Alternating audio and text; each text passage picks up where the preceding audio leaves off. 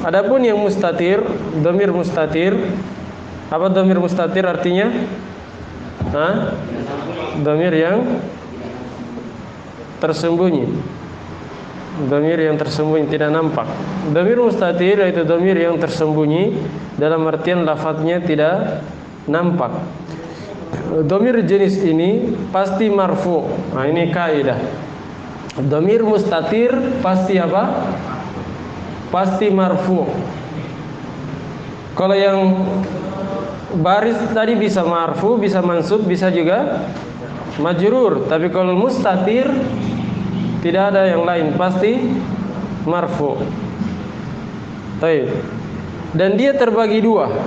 Mustatir terbagi dua. Ada mustatir jawazan, mustatir jawazan, yaitu doroba, dorobat, yadribu, tadribu. Nah, doroba di situ ada domir. Kalau dinampakkan takdirnya apa? Takdirnya huwa. Kalau dorobat takdirnya hiya. Dari mana ditahu? Kalau ada tanya, ada tasukun di akhir maka dia hiya. Kalau tidak ada tanya maka dia huwa. Ya. Domirnya ada, hanya tersembunyi, tidak nampak. Begitu pula yadribu. Yadribu ada domirnya. Takdirnya apa?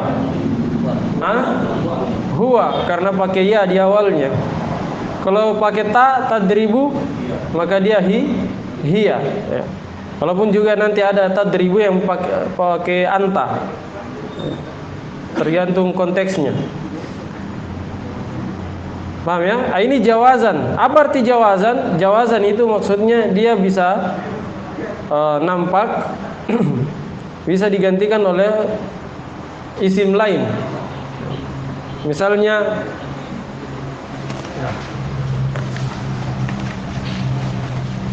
perhatikan arti jawazan. Jawazan maksudnya bisa nampak digantikan oleh isim lain. Bisa juga tersembunyi. Seperti doroba Zaidun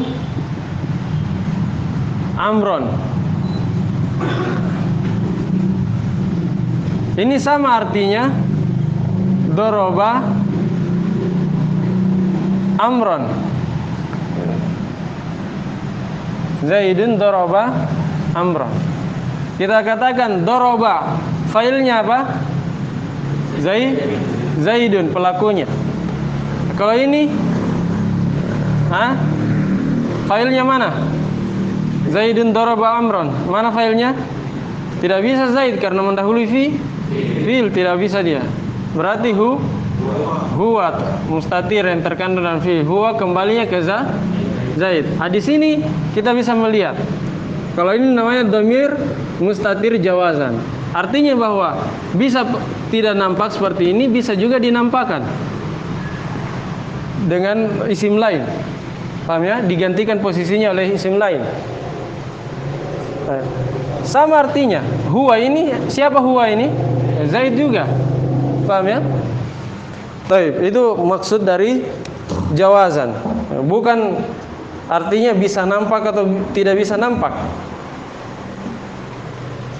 Kalau kita katakan bisa nampak atau tidak bisa nampak, ini keliru ya. Sebab Zaidun doroba huwa Amron, ini tidak bisa. Tidak bisa kita katakan huwa ini adalah failnya doroba. Ini keliru. Tapi mana jawazan di situ? Jawazan itu artinya dalam bahasa Indonesia boleh. Maksudnya boleh pakai domir yang tersembunyi, boleh juga domir ini digantikan oleh isim yang lain selain domir. Isim lain, isim zahir namanya. Paham ya? Bukan artinya, karena sebagian orang, ada yang sebagian orang saya lihat, dia katakan jawazan itu boleh nampak, boleh tidak. Itu keliru kalau cuma kita bilang seperti itu. Kalau kita bilang jawazan itu artinya boleh nampak dan boleh tidak nampak, berarti seperti ini modelnya. Zaidun doroba Amron atau Zaidun doroba huwa Amron. Bisa dinampakkan huwanya, bisa tidak. Ini keliru. Paham ya? Sebab huwa itu walaupun dinampakkan dia tidak menjadi fa'ilnya daraba. Tapi sekali lagi yang benar makna dari jawazan maksudnya adalah domir ini bisa disembunyikan atau domir ini digantikan oleh isim lain, isim zahir yang bukan domir. Itu makna jawazan. Taib. Paham ya? Bisa disembunyikan, bisa juga dinampakkan dengan bentuk isim lain yang bukan domir.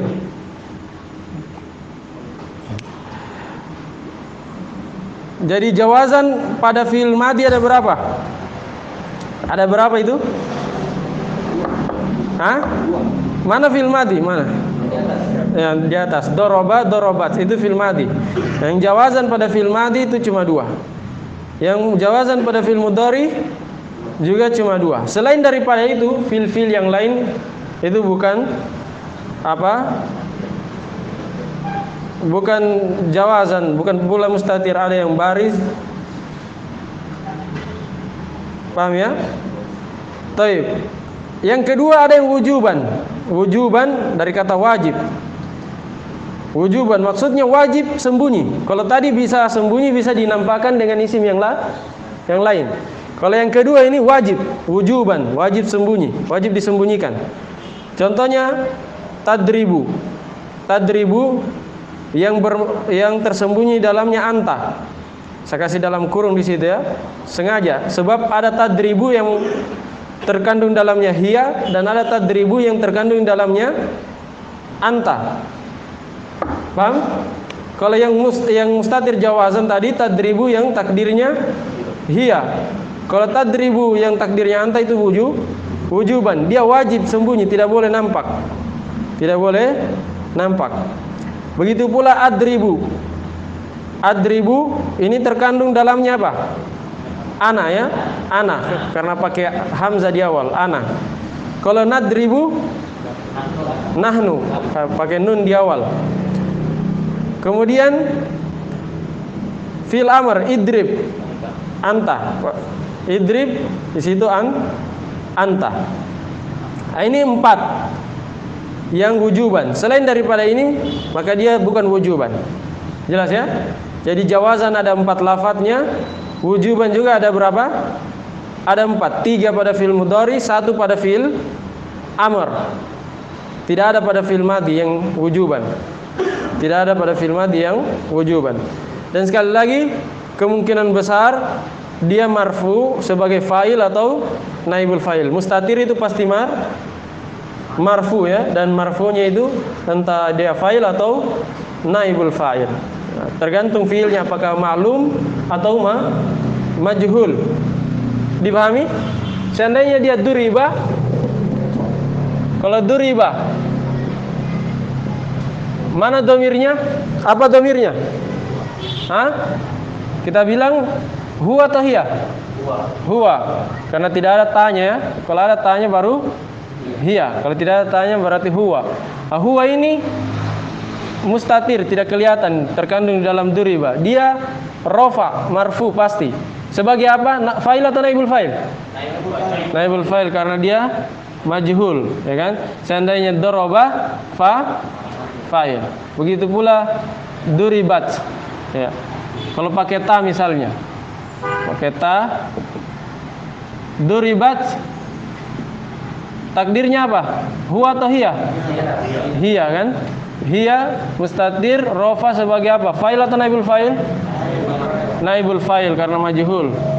Kalau dia dorobat berarti fa'il. Jadi tergantung keadaan fiilnya, apakah dia ma'lum atau majhul.